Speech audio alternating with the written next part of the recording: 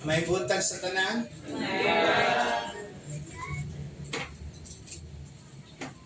Baga sugod kita sa atong pagsimba karon, ginahangyo kita mo sa pagtindog para sa ato ang prayer kita sa para sa atong sarili, para mag-aandam sa ato ang sarili sa pagsimba.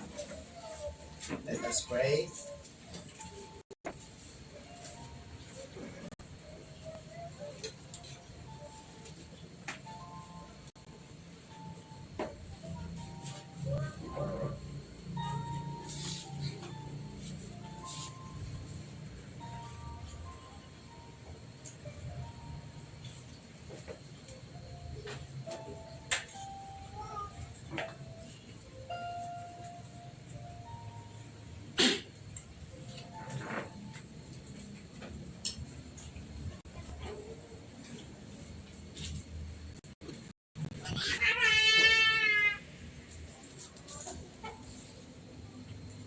Let us open our Bibles to Romans chapter 6.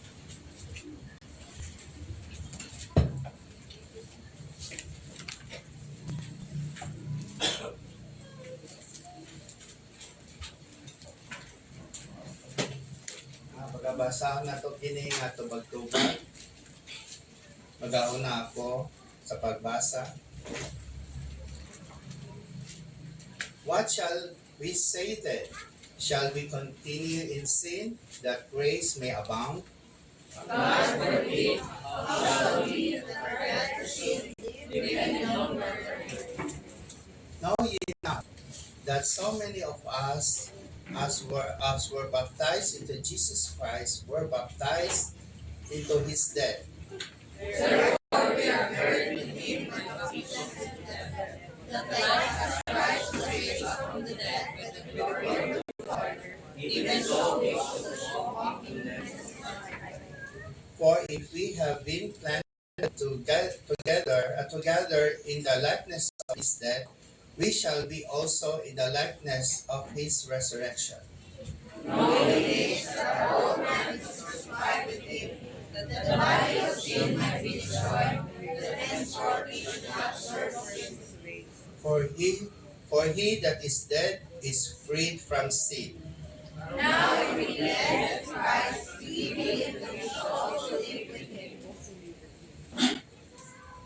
Knowing that Christ being raised from the dead, dieth no more. Death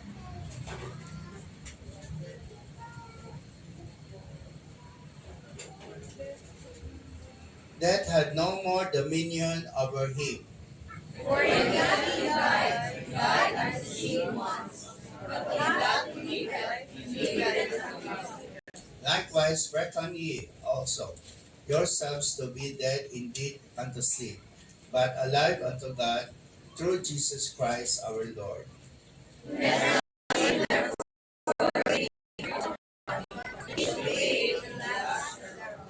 Neither yield ye your members as instruments of unrighteousness unto sin, but yield yourselves unto God as those that are alive from the dead, and your members as instruments of righteousness unto God.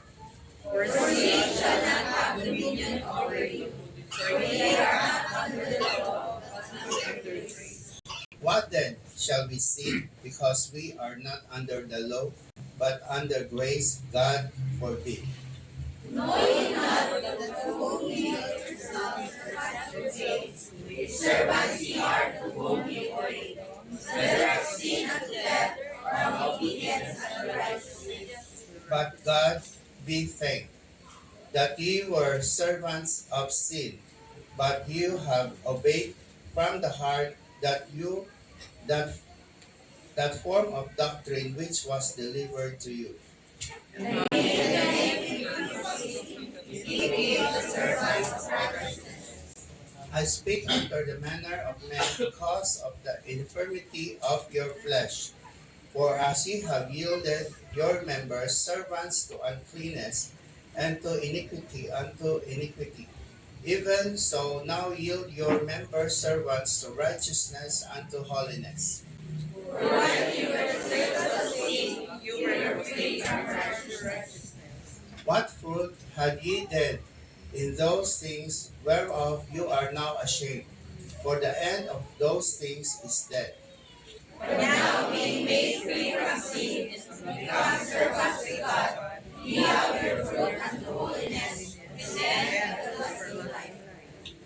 Duman na to sa pagbasa ang verse 23.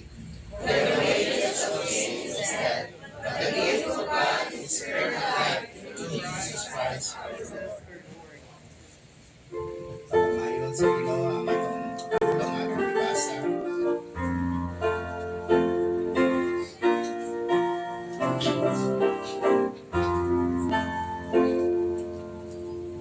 Pagkakataon na to, praise Him, praise Him. Ready, sing. Praise Him, Jesus our blessed Redeemer. Sing over His wonderful love proclaim. Hail Him, highest our glory. Strength and honor into His holy name. Like a shepherd, Jesus will guard His children. In His arms He bears them all day long. Praise Him, tell of His excellent greatness. Praise Him, ever in joyful song. Praise Him, Jesus our blessed Redeemer. For our sins He suffered and bled and died. He our rock, our hope of eternal salvation. Hail Him, Jesus the crucified. Shout His praises, Jesus who bore our sorrows. Love unbounded, wonderful, deep and strong. Praise Him, tell of His excellent greatness. Praise Him, ever in joyful song. Praise Him, Jesus our blessed Redeemer. And lift our tongues, loving the Son as we. Jesus, Savior, reigning forever and ever. Running, robbing and praise and King. Christ is coming, over the world victorious. Honor and glory unto the Lord belong.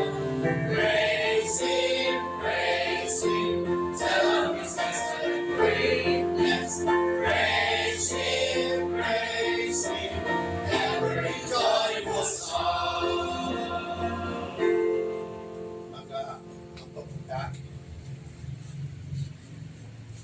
Ama ng mga langit nun, ay mayaw ng mga Diyos. Diyos na mo, na labing kamahanan sa tanan. Diyos na mo, nga angayan na sibahon, wala na daylain na sibahon. Ikaw lang yung mo. Lord God, niya kami karon Ginoo, nagpaulo sa among mga kagaling mo, Lord. Ikaw Ginoo, amo ang simbahon, Lord. Amo ang mayaon, Lord. Ginaampo ng mo Ginoo, na ikaw ta Ginoo maghahatag sa mo wisdom, Lord. Maghahatag o kaalam, Lord. Unta Ginoo, ang madungog na mo ng mga pulong, Lord, na pagkatado ni Pastor Ken, Lord. Kung sa man, ang gusto nimo nga ipadayag sa mga Lord, patagi kami o kasing-kasing, Lord, na madinawaton, Lord. Para kini nga mga pulong, Lord, magamit na mo, Lord, sa among pagpinabuhi, Lord, dali sa kalibutan, Lord. Magamit na mo Ginoo sa matag adlaw, Lord, sa Bukod kami mo, Lord. Ita, Lord, kini nga mga pulong, Lord, masilsil din sa among kasing-kasing, Lord. Tapangin kita kami, Lord. Lord God, kung ato na may mga utang Ginoo, mga makababag Ginoo sa pagsimba namo karon, Lord, labaw na ang sala, Lord, pinapangayuan mo Ginoo, pasaylo, Lord, pasaylo itawag kami, Lord, para kami, Lord, maging takos sa pagsimba kanimo, Lord. Ini ang ginaampo sa ngalan ni Jesus, ang personal na maluluwas. Amen. In His presence, there is comfort. In His presence, there is peace.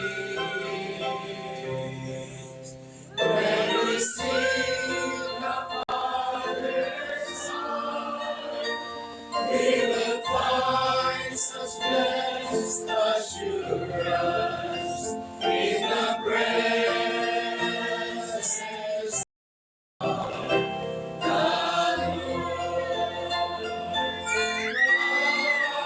Worthy Lord, in your presence.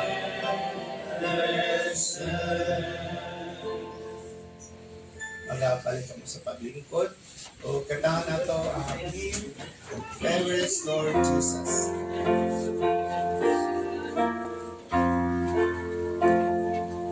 Ready? Sing.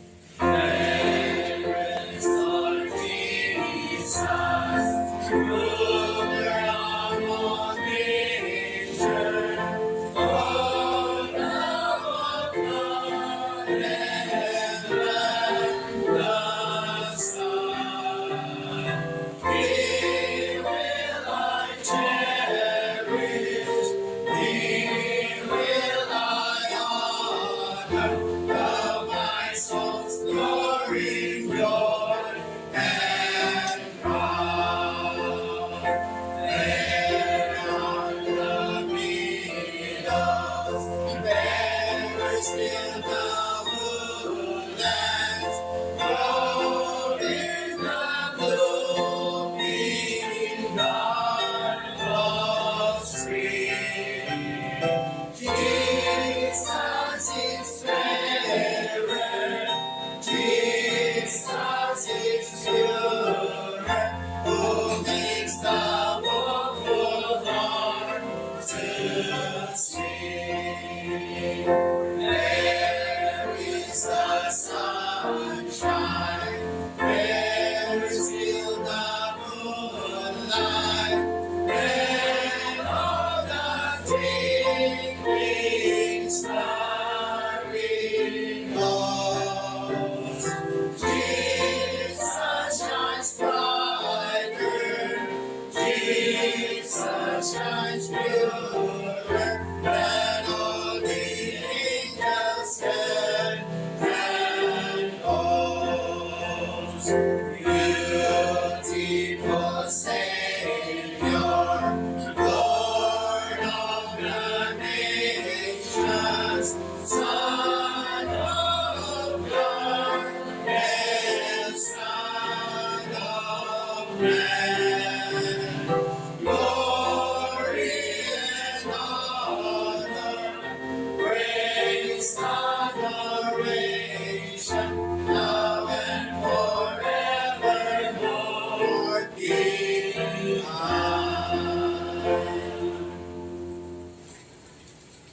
Gato kita sa atong tithes and offering. Hangin na to si Brad Robert at ang briefan.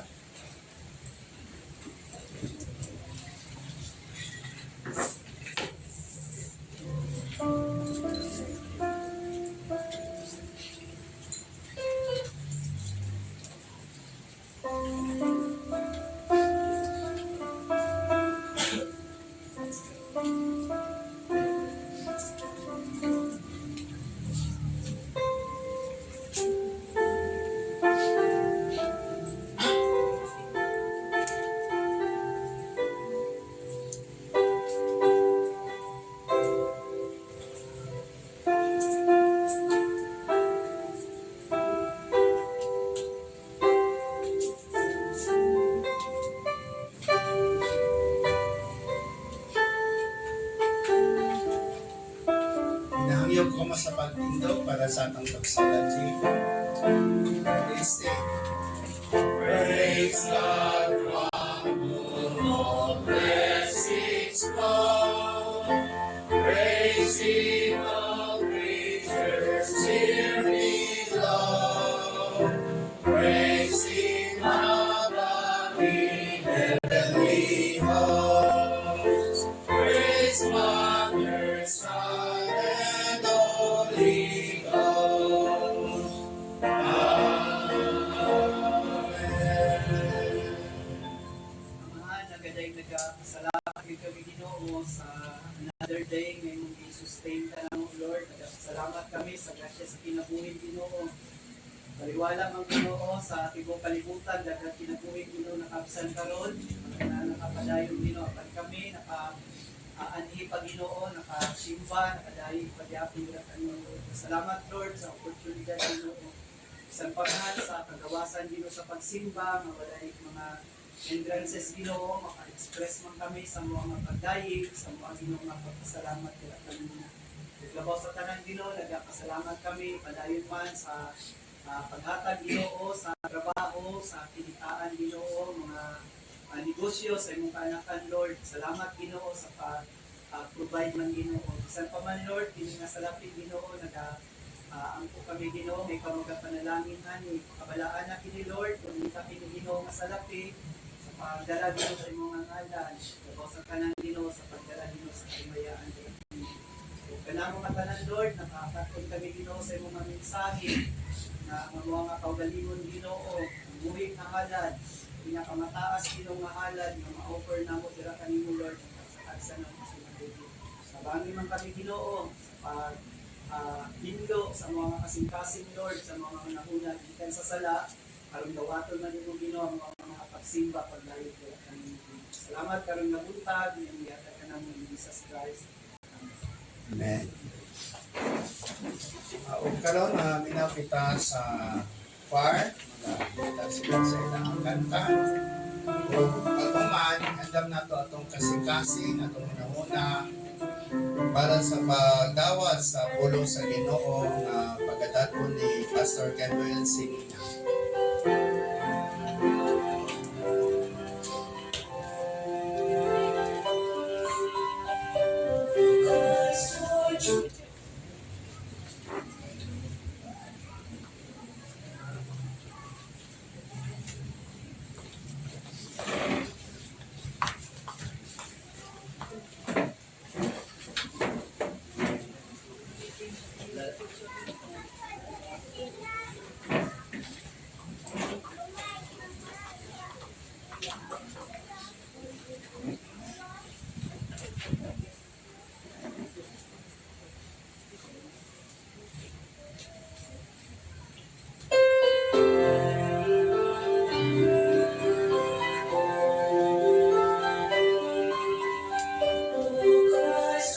True and only love, illuminate thoughts in darkest night.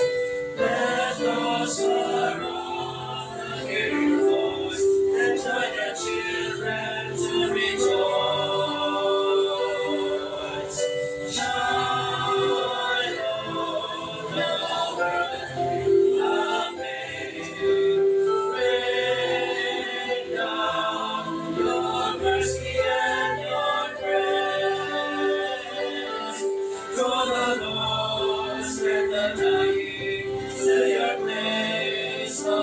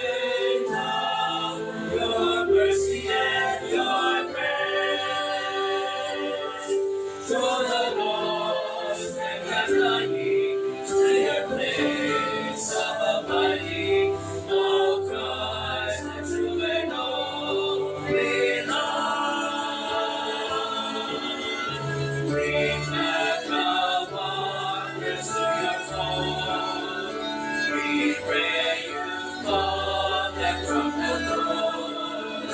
Serve them with all that doesn't feel to find a place of steady hand.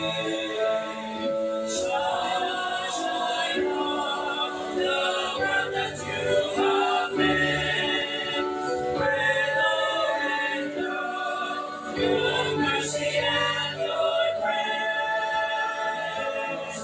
Through the lost and the dying, to your ways of abiding. Oh Christ, the true and only light. Shine on, shine on, shine on the world. Come shine.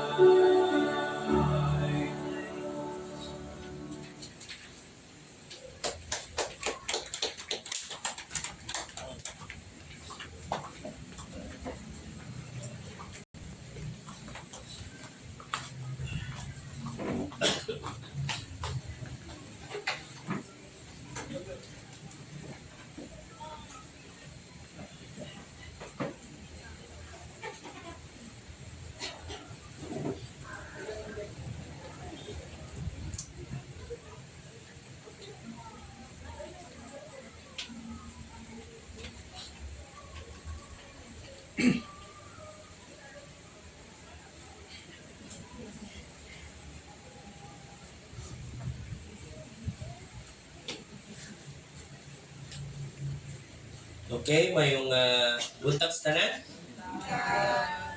So, i-praise God no, sa kanang taon. Sa aton bilang Kristohanon, yes, Jesus is the light of the world. But there are times we become kilanan lang siya nga kahayag sang kalibutan. Pero kita mga Kristohanon, we need Him also as light of our life. No? Bilang kahayag man sa ato nga kinabuhi. Now, please open your Bibles to 2 Corinthians. Through many trials, mga circumstances nga akong gina-experience karon and even sa akong Bible reading, I'm led to meditate sa kaninga verse, passage 2 Corinthians chapter 12, verse 9 to 10. 2 Corinthians chapter 12, verse 9 to 10. Okay, pagabasahon nato nino sabay ta. 2 Corinthians chapter 12, verse 9 to 10. Ready? Begin. And he said unto me, My grace is sufficient for thee, for my strength is made perfect in weakness. Most gladly, therefore, will I rather glory in my infirmities, that the power of Christ may rest upon me. Therefore, I take pleasure in infirmities, in reproaches, in necessities, in persecutions, in distresses, for Christ's sake. For when I am weak, then I am strong. Let's pray. Lord, nagapaduol kami sa imo, sa pagtuon sa imo nga pulong. I pray, O Lord, that you give us a humble heart. Take away all pride, all obstacles, all disturbances nga magaabot sa amon nga pangununa og sa kasing-kasing. Lord, we are here and this is no accident, Ginoo, nga ikaw magistorya sa amo. Tabangi ako, Ginoo, bilang imong alagad and paagi sa imong nga espiritu, Ginoo, I praying ikaw maga-work out sa mga kasing-kasing. Please speak to us, O Lord. In Jesus' name, Amen. So, ang title sa kaninga message, based sa kaninga passage, The Sufficient Grace of Christ. The Sufficient Grace of Christ. Many times sa aton niya kinabuhi, because sa aton niya ginagyan, We think kumpiyansa na kita. Kaya na nato. Sa imo nga giniskwelahan, nauman sang high school, nauman mo sang college, you think kumpiyansa ka na. Kabalo na ko na. Nagyan ko na. Even sa amon, mga pastors, maingon kami nga, pag-graduate sa seminary, ready na ko. No? Kabalo na ko. Kaya ko na ni. But many instances in our life, kung magatubang na kita sa mga pagsulay sa aton nga kinabuhi, ma-realize nato, in spite sa tanan nga nabalaan mo, sa tanan nga experience ng imo ginagyan, you feel helpless. Wala ka man sa gihapon, may mahimo. Sa isa ka lugar, dito sa US, may mga pastors, nagapangita sila sa mag-speak, no, evangelistic campaign, no, pagsangyaw sa maayong balita. Ang mga group of pastors, naisipan nila nga magwali si Evangelist D.L. Moody, Dwight L. Moody, a well-known evangelist. No? O sige sila decide, o na isa ka pastor na ingon, ngano nga siya jud ang inyo na isipan, nga siya ang mag-preach. Does Moody have the monopoly of the Holy Spirit? Ngano? Si Moody lang ang may balaan nga espiritu? Kita wala? Kita helpless? Well, you know, si D.L. Moody, ang background ni D.L. Moody, isa lang na siya ka shoe shiner, no? Sapatero, no? Pero sa olehi, naging galamagton sa Ginoo, nga manugsangyaw sa pulong sa Ginoo, dagan na tao nga naminaw sa iya, o paagi sa iya, pagsangyaw, mga tao, daghan na kaluluwas. Does Moody have the monopoly of the Holy Spirit? Sa iya lang ang balaan ni Espiritu? Kita, wala? Sulti sa isa ka pastor. Then, isa ka pastor nagsulti. No! Moody does not have the monopoly of the Holy Spirit. Dili lang sa iya ang balaan ni Espiritu. Kundi, the Holy Spirit has the monopoly of Him. Meaning sina, ang balaan niya Espiritu, He is consumed, all of Him is consumed and controlled by the Holy Spirit. No? Sa atong pagkinabuhi nga Kristohanon, it is not, kung ikaw nakadawat kay Jesus, it is not the problem of the presence of the Holy Spirit in your life, in our life. No?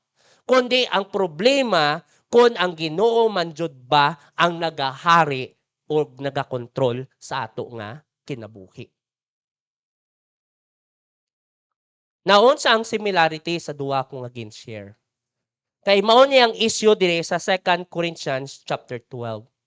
May mga sa iglesia sang Corinto na mga nagsulod nga mga false apostles, no? O aron nga ma-validate ang ilang nga ginasangyaw nga lahi nga maayong balita, ginapresentar nila ang ilang nga credential. No, maingon niya, oy, maayo ko mag-istorya, ay graduate ko sa university, mao ko ni. No? O ang ginahimo nila, dili lang ana, gina-present nila nga murag haod jud sila kaayo para mga tao maminaw sa ilang nga ginasangyaw, kundi ginadaot nila ang credential ni Paul. Mayon sa si Paul, unsa man na siya nga klase nga apostol, no? Dili man sumayo mag-istorya. Na description gani sa Bible, possible nga si Paul, theory lang, dili man dogmatic, yun lang daw si Paul kalbo og dako mata, no? Unsa man na si Paul mao na yung apostol, murag dili man makita sa nawong. Then Paul ginsulat niya di ang isa ka bahin sang 2 Corinthians, isa ka bahin dira sa 2 Corinthians. Kay mao ni ginadiscredit sa mga false apostles si Paul aron niya madaot si Paul o ang mga tao maminaw sa ilang nga false gospel. No? But here Paul defends himself. He defends himself, no, I am not a fake apostle. I am an apostle of Jesus Christ. And makita mo dira sa 2 Corinthians chapter 12 or before sa mga passage da, ginpresental niya ang iyang credential, no? Apostle ko Jesus Christ, nakita ko si Jesus Christ, no? Pero sa ulihi, he conclude the strength and power sa iya nga pagka-apostle dili nakita sa iya nga credential. Tinod, nakatabang na sa iya. The strength and power of his apostleship is not on his credentials, but rather, he finds the strength and power on the sufficient grace of Christ. Now, this is a challenge sa aton mga Kristohanon. Maski unsa man ang ginhalinan mo sa imong kinabuhi, maski unsa ka man karon, maski unsa man imong estado sa imong kinabuhi, may we realize this in our life. Our greatest and powerful strength is found in the sufficient grace of our Lord Jesus Christ. Dili kung unsa ang nabutan mo sa imong kinabuhi, or unsa man nga present mo nga paggarbo mo sa imong sarili. No. Our greatest and powerful strength is found in the sufficient grace of Christ. Ngano man, number 1, it is not found in self-exaltation. It is not found in self-exaltation. Kita mo dira sa verse 1 to 4, ginpresent ni Paul ang iya nga sarili, no? Kay ginadiscredit siya mo, no? Now, it is not in our gain experience. Our strength and power is not found nga pwede na ito mabayang ito ni sarili, self-exaltation, it is not in our gain experience. So, tidiri sa verse 1 to 3.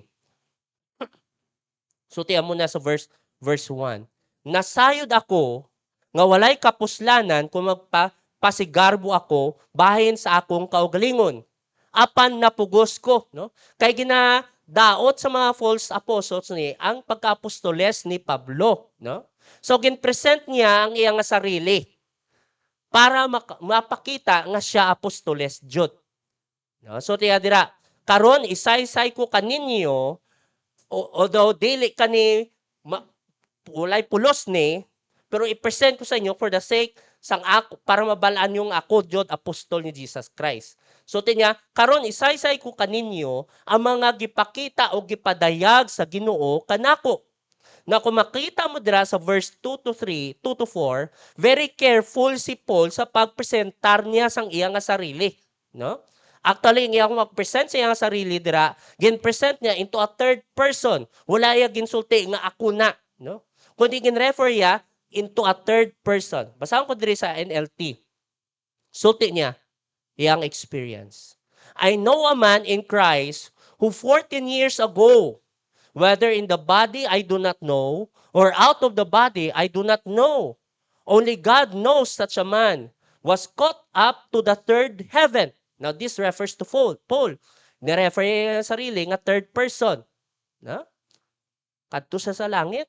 Verse 3, and I know such a man, whether in the body or out of that body, I do not know. Only God knows. So, verse 4, and was caught up into paradise and heard inexpressible words, which man is not permitted to speak, words too sacred to tell. No? So nakita niya ang langit, niya experience, no? Grabe nga experience, no? But nagahaamping siya nga basi gapagarbo na siya, no? Mo naging sulti adra nga third person, no? Wapo ang experience, no? Kita ka langit, wala pa sang iban nakakadto, no? It was a great gain experience in his life. Pero ginsulti adira sa verse 5. Suti niya. Basahin ko lang sa Bisaiding, verse 5. Kadto nga kong kasinatian, mao ang akong ipasigarbo. Apan kung bahin sa akong kaugalingon, kanang experience, pwede ko na isulti sa inyo kay tinuod na. No? Pero sa akon personally, suti niya, apan kung bahin sa akong kaugalingon, dili ako magpasigarbo, gawas lang kung bahin sa akong mga kaluyahon. One thing that I will tell you ang akong experience.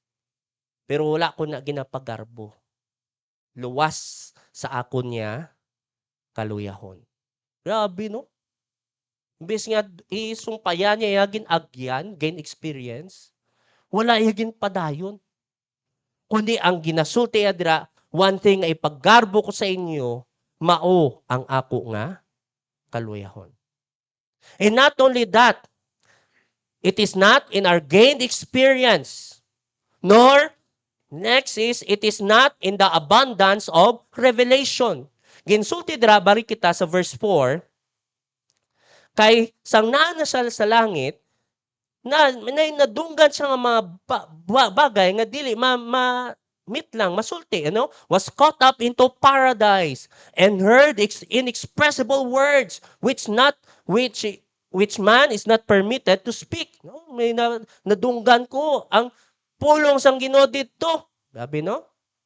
What a great experience. What a great revelation.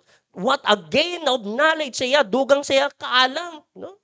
Dili lang pulong na balaan niya, kundi nakita niya jud face to face. No? Yet he would say, so tiya sa verse 7, pero kana mga bagay, so tiya sa verse 7, aron dili nako mapalabian ang pagpasigarbo tungod sa kahibulungang nga mga gipadayag sa Dios kanako. Abundant revelation ginpakita sa ako. Aron niya dili ko maging garbuso. Suti ni Pablo diri. Gitugutan niya si Satanas nga tagan ako og diferensya sa lawas. Gipasagdan sa Dios nga pantuson ako ni Satanas niining akong diferensya aron dili ako magpasigarbo. No? Makita mo diri si Paul in suting present niya nga credential, no? Mo ni apostolesko. Pero dili dire makita ang ako niya tinuod niya kusog.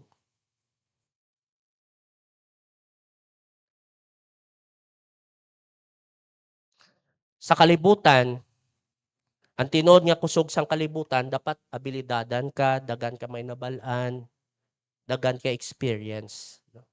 Pero sa Ginoo, dili ka na mao. Gained experience. Unsa man na, daot mo experience, no? Unsa man nabalaan mo sa imo kinabuhi, nadugang sa imo kaalam, they can be great and powerful as long as supply lasts. Gets niyo? No? What you gained, kung unsa nadawat mo nga kaalam, unsa na experience mo, maayo lang na as long as the supply lasts. No? As long as may kwarta ka. No? As long buhi ka pa. As long as kusog ka pa. No? As long ang mga bagay sa imo nga palibot under pa sa imo nga expectation. No? In fact, great power and strength is not found on ourselves. In fact, kung kita maging garboso kita sa aton ni sarili nga kusog, ginsulti dira sa James 4:6, God resisteth the proud but giveth grace unto the humble. Sa padyo dira sa pulong sang Ginoo sa Proverbs 16:18, pride goeth before distraction. Ang pagkagarbuso sa sunod na distraction. You see, insulted diri ni Paul, that true strength, greatest power and strength is not found in self-exaltation. Pwedeng ikaw ang pinakahaod. But that is not true strength. It will be as long as supply lasts. Now, not only that, it is not found in self-exaltation, Strength, true strength and power in Christ, it is planted in being meek. M-E-E-K. No, meek. Ang meek, isa ka definition sang meek is humble. No? Nagapaubos. Verse 5 to 7. Now, what is being meek? Verse 5 to 7. It is power under control. Now, ang idea, isa ka example sang meek is example sang kanang kabayo ba? Ang kabayo, although kusog na siya maglagan, pero kay na yung ginatuwag na sa inyo, busal? Tawag? Busal. Dili siya mag-exceed sa nga power, but he is still under control. No? It is power, meekness is power under control. No, makita mo dira sa verse 7. Okay, no? Verse 7. Basta ko sa Bisaya para mas nindot. Hinoon kon ipasigarbo ko man gayod ang akong kaugalingon, dili ako mahimong buang-buang. Kay masugilyan man ako sa kamaturan. So tinya, kung isugid ko man ang tinuod, dili nga mangingon niya, buang-buang ko, kay kung unsa man ginasulti ko sa inyo, tinuod man na. No? Kung sa tawhanon niya pagtanaw, may rason sa magpagarbo. Kung sa amon si Ilonggo, may rason sa magtinikal, kay tinuod na sa iyang kinabuhi. No? Mao nang iya gin-experience. No? Yet, unsa ginsulti ni Paul dira? Hinoon kon ipasigarbo ko man gayod ang akong kaulingon, dili ako mahimong buang-buang, kay masugilon man ako sa kamatuoran. Apan, dili ako magpasigarbo, dili ko na pagpadayonon. Kay basin kon magsobrang ilang pag-ilaka nako. No? So tiadri, gusto ko nga ang ilang pag-ilaka nako base lang sa ilang nakita ug nadunggan ngari kanako. Grabe no si Pablo no. Insulti niya, gusto ko nga mailhan niyo ako dili sa akon niya ginaistorya kundi sa akon niya ginahimo. Dili ko gusto nga dayigon niyo ako kay sa akon niya istorya kundi makita niyo sa akon niya kinabuhi. No? Unlike sa mga false apostles at that time, gusto nila para mapaminawan sila sa mga tao, gusto nila ipakita ilang credential, ginapasulti nila, no? Although dili makita sa ila ginahimo. Mo nang tao nga samon sila Ilonggo tikalon, ambot si tikalon sa Bisaya. Sa inyo tikalon bakakon no? Mo nang tao nga garbuso ba, no? Ang gamay nga naa sa iya padakuon niya, no? Pero si Paul, ang tinuod nga naa sa iya, ginpahilom niya lang. Lantawa lang ang ako niya ginahimo. Paul was a meek person. He has a power under control. Not only that, being meek is not only being power under control, but also it is recognizing one's weakness and God's authority. Na, so tidra sa verse kagina day no, namalay ko ang ginbasa ko nga verse dito no. Sa verse, ano to di ay? Sa verse 5, verse 6 to. No? Karon, basahan ko na yung sa verse 7. So, yung basa ko ni kagina, so, niya, aron dili nako mapalabihan ang pagpasigarbo tungod sa akong kaibulungan nga magipadayag sa Dios, gitugutan niya si Satanas nga taga nako og diferensya sa lawas. Makita mo dira si Paul, not only he has that meekness, power under control, but he recognize his weakness. No? Iya kaluyahon, no? Gindisiplina sa sang Ginoo, ginsultiya sa banya tao, no? Gipasagdan sa Dios nga paantuson ako ni Satanas ning akong diferensya aron dili ako magpasigarbo. Not only he recognize his weakness, experience ko ang padisiplina, kundi gin-recognize man ang otoridad sa Ginoo. Ang Ginoo ang nagdisiplina sa ako. No? Now, ginsulti dre, possible, ang thorn of the flesh nga ginagyan ni Paul, iba niya komentary sa Bible, posible, dili man siya sakit, ginagyan. Or posible man, ang isa sa mga leader dira sa false apostle sa sulod sang Corinthian church, ang Galatian leader, sila ang grupo, nga nagahatag nga hinay-hinay nga nagaimpluwensya na sa Corinthian church. O kani nagahatag kasakit kay Pablo, no? Sakit kayo ni ang ako niya iglesia ang gintanom. Hinay-hinay nga kadaot. So posible na, no? Now sa iyang kinabuhi, diri makita mo si Pablo, he recognizes weakness. Nakita ko ang ako niya kaluyahon, gindisiplina ko sang Ginoo. And he recognized God's authority. There are times sa amon nga mga mambubuhat man, after the experience in the ministry, after nga daghan na kami nabalaan sa pulong sa Ginoo, we feel entitled. No? We feel, kaya ko ni. No? Mahimo ko ni tanan. Pero nalimtan na mo nga kani naging posible lang sa Ginoo. Og si Pablo, posible na yung mauman ni siya. No? Og ang Ginoo naghatag sa iya sang pagdisiplina. No?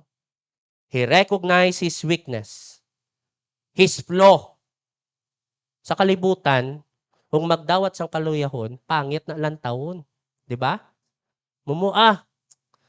Dili ko na maayo. Wala na, discredit ka na. No? Pero ang goal diri ni Pablo, dili ibayaw ang iyang sarili. It's not about magnifying himself, but rather exalting the glory of God. No? Ibayaw ang Ginoo sa iya nga kinabuhi. In fact, kung nataw mo dira sa Bible, sa 2 Corinthians chapter 2, verse 1 to 5, una si Pablo nagkadto sa iglesia sang Corinto. Paano niya ginpresentar ang iya nga sarili? So tidiri, mga igsoon ko kang Kristo sa anha ko diha kaninyo aron sa pagwali sa mga tinago nga kamatuoran sa Dios, wala ako maggamit og laglom nga mga pulong o kahalawom nga kaalam. Kay gituyo ko nga wala na ako'y lain pa nga iwali kaninyo kundili si Kristo, Hesu Kristo lang ug iyang pagpalansang sa krus.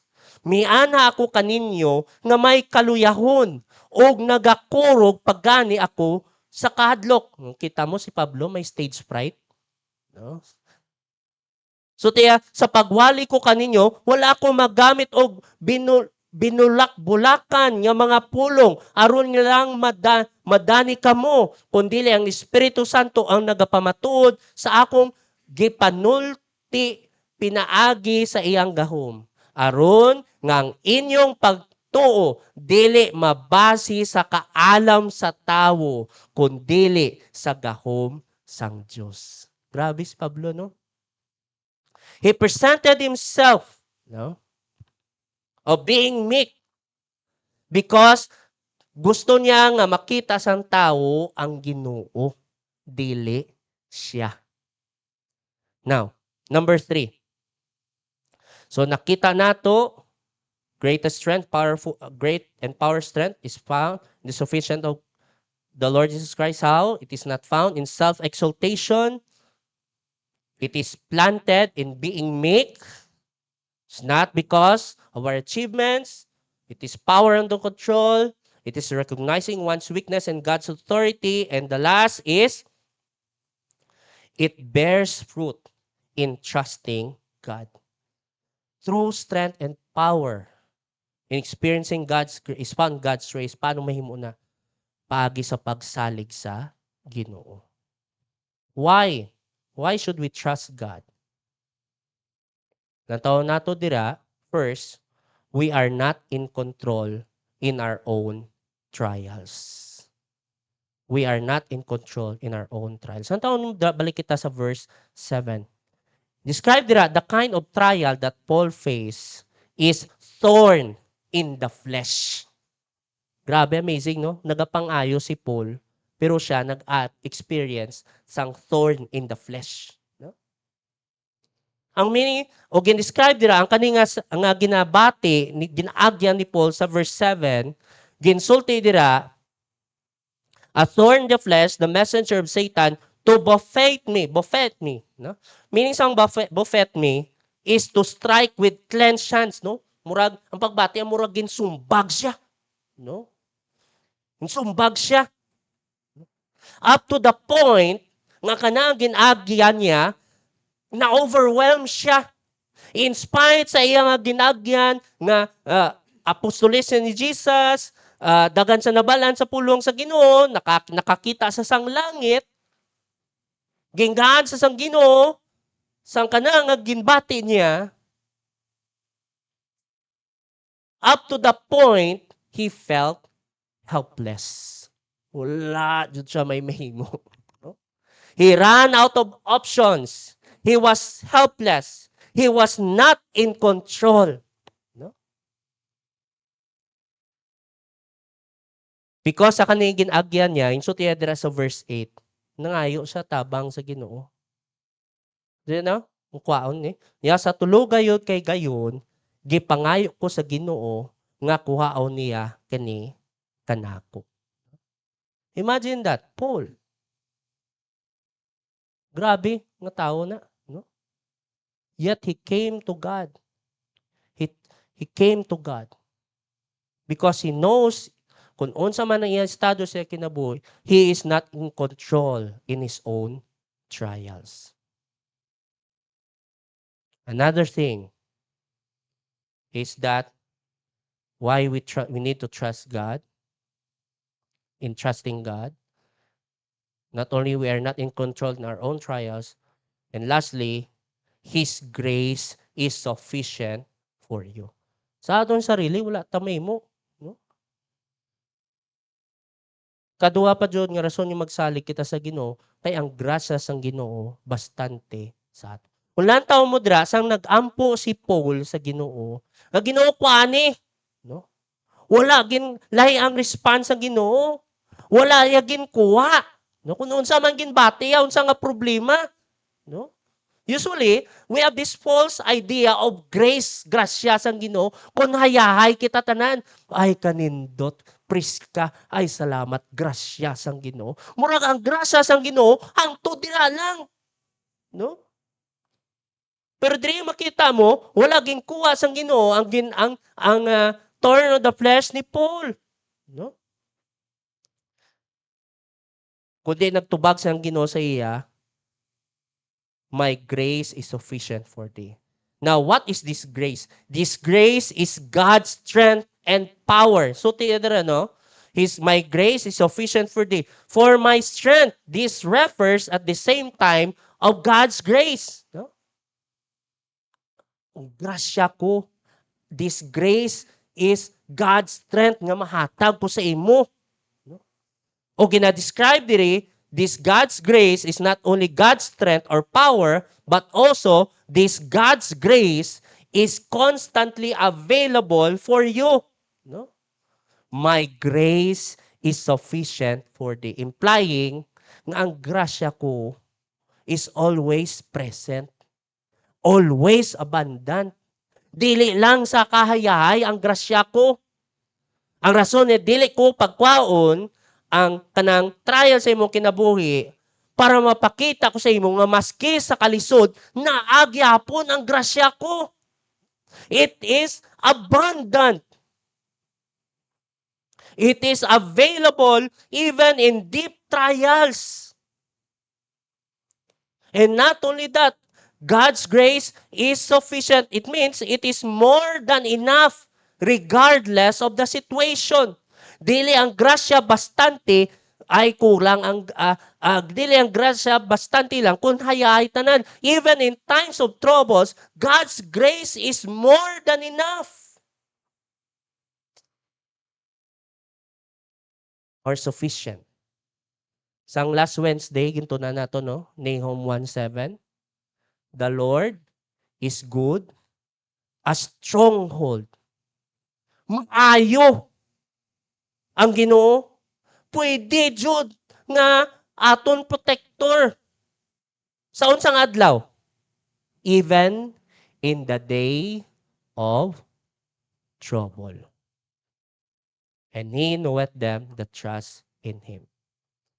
Even si David maka-testifies in Psalm 23, ingon niya, ikaw Ginoo mao ang ako magbalantay. O ginsulti sa verse 4, og dili ako makabsan sa tanan kong kinahanglan, bisan pa og maglakaw ako, no? Even in the shadow of death, bisan pa og maglakaw ako sa kapatagan, nga labihan kang ngit-ngit, dili ako mahadlok, tungod kay kauban ko ikaw, ang imong pagpanalipod o paggiya nagapalig-on kanako. The amazing sa grace ng Ginoo, it does not only work best, it works best in our weakness. Sa tion sang aton niya kaluyahon. Feeling na to helpless na ta, murag wala na ta sang matawagan, wala na ta sang kuan kusog. Pero may naapa. Ang Ginoo nga bastante nga mahatag ya sa imo.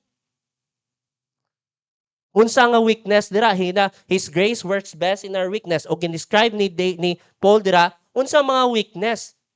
Tawag sa verse 10.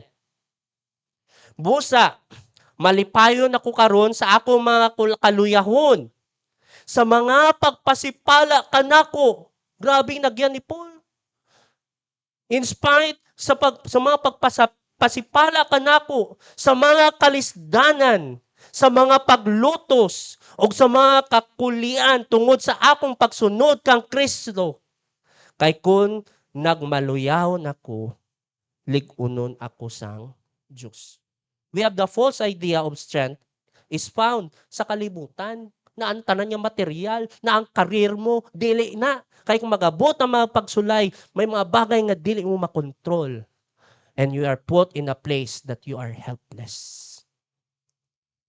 God's strength is sufficient for you.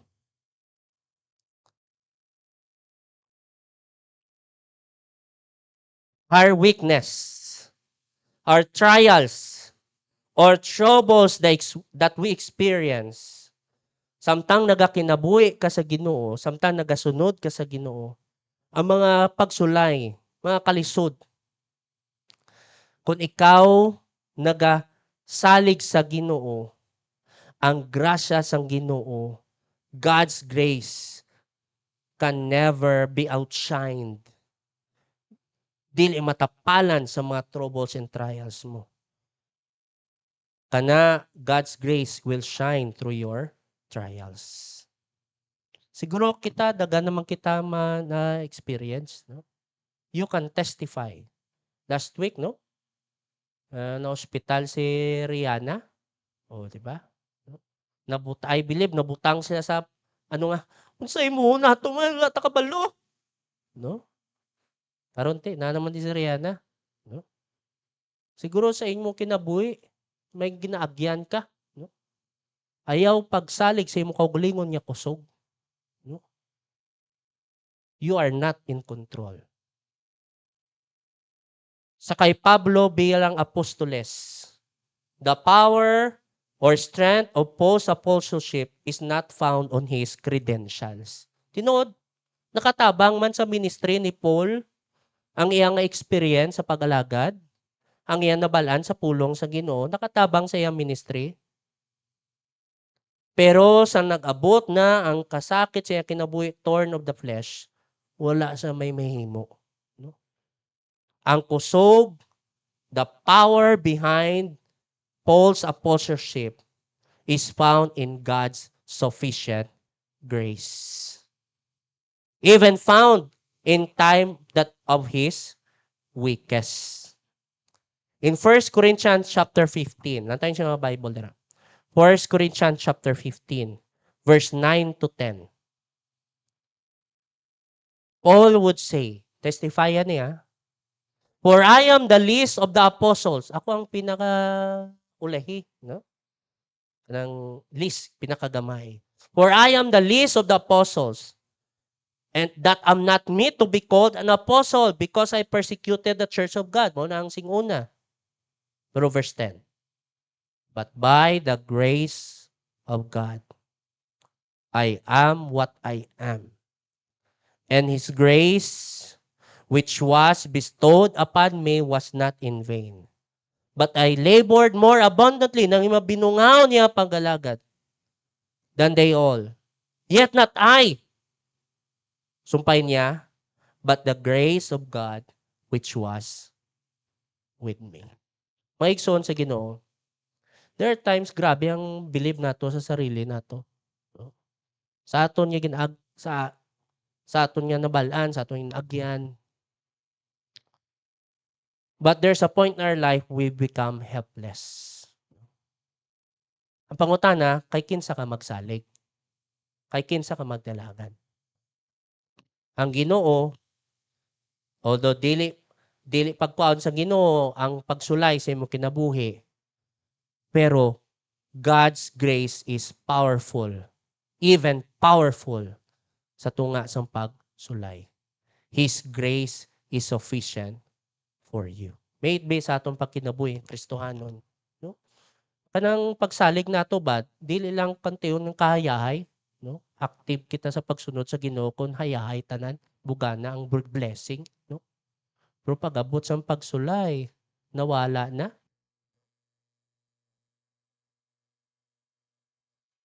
That is, in fact, that is the best time that we should seek God.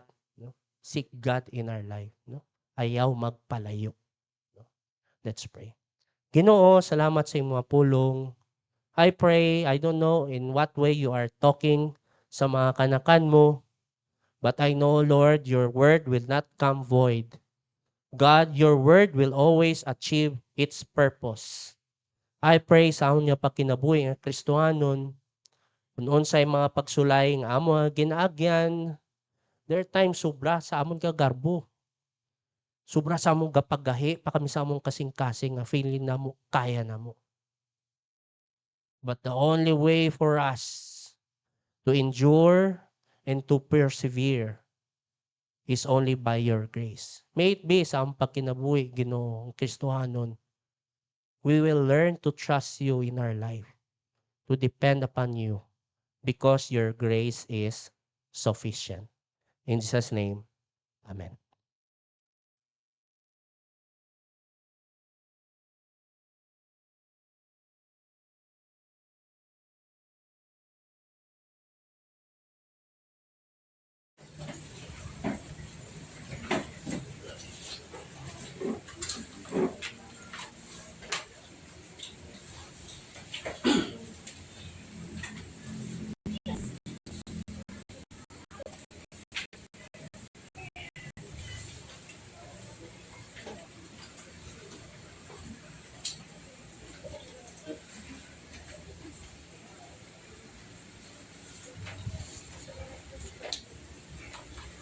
God's grace is sufficient for us. Amen?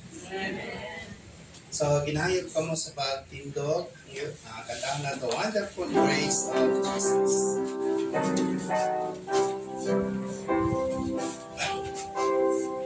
Ready? Sing. Wonderful grace of Jesus, greater than all I see. How shall we not describe it? Where shall its praise begin? Taking away my burden, setting my spirit free. For the wonderful grace of Jesus reaches me. Wonderful the matchless grace of Jesus, deeper than the mighty rolling sea. Wider than sparkling like a fountain, falls of ancient strength from a deeper heavenly. Broader than the scope of man's expression, greater far than all my sin and shame. Oh, magnify the precious name of Jesus, praise His name. Wonderful grace of Jesus, reaching to all the lost. By it I have been pardoned, saved to the uttermost.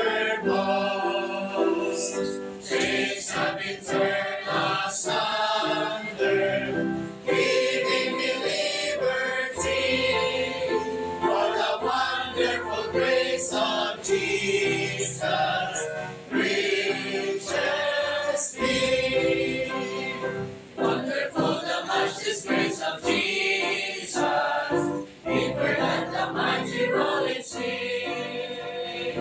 Higher fills raise the most sufficient for me forever be. Lower than the slope of my transgressions, greater far than all my sin and shame. Oh, magnify the precious name of Jesus, praise His name. Wonderful grace of Jesus, reaching the lost we found. By its transforming power, making in God's dear child, purchasing peace and heaven for all eternity. And the wonderful grace of Jesus reaches me. Wonderful the matchless grace of Jesus, deeper than the mighty rolling sea.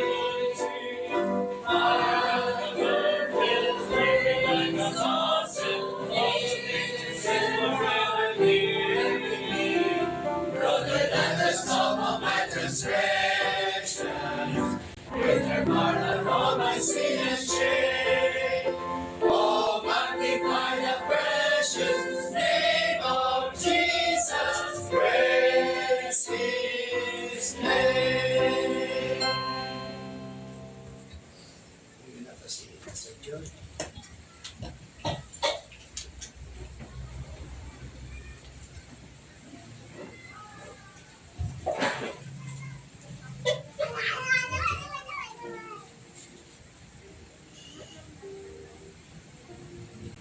Shall we pray?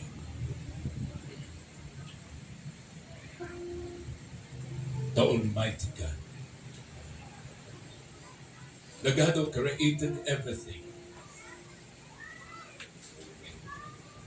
the owner of life, the sustainer of life, the preserver of life. May our worship, even for this time, O God, be centered upon you. Knowing the fact, why jud kami ipasigarbo sa among self. And sometimes, Lord, we ask for your forgiveness because sometimes nagtalang kami pa sa among pangunahuna bilang kami Kristohanon. Nga ang kalibutanon nga mga butang amo ang tinuod nga kahulugan sa kinabuhi. May mga ambisyon kami sa kining kalibutan. Nagapasigarbo kami Ginoo sa mga butang na nitabo sa amon kinabuhi, mga nindot nga mga butang Ginoo. Lord, open our eyes sa tama ka dako nga kahulugan sa kinabuhi namon kini nga yuta. For the reason that you save us, gagang kaluwasan nga ginuman mo sa among kinabuhi, it's only by your grace, O God. For by grace are you saved through faith. And that not of yourselves, it is the gift of God. Not of works, lest any man should boast. Kini nga passage of scripture Ginoo, kabay pa mo ni magagayad sa among kinabuhi. And sometimes we lay aside sa pinaka-importante na mga butang sa among kinabuhi Ginoo. That is to give you first and top priority of life above all things. Patawara kami Ginoo that we have been called. Ang amon nga enthusiasm, kagang amon nga being unaggressive para sa imo Ginoo, sometimes na undermine bangod sa la ng bisyon na amon ginalantaw sa amon kinabuhi, which are all passing. There is no eternal or enduring in this world, but it is you alone, O God. Thank you so much again for reminding us ng amon pagkinabuhi, it's only by your grace. We give glory unto you, Lord, sa imong kaayo naging human sa amon kinabuhi. We are so thankful and we are so glad, O God, sa imunang man sa among kinabuhi. Now unto him that is able to keep you from falling, and to present you faultless before the presence of his glory with exceeding joy. To the only wise God, our Savior, be glory and majesty, dominion and power, both now and ever. Amen.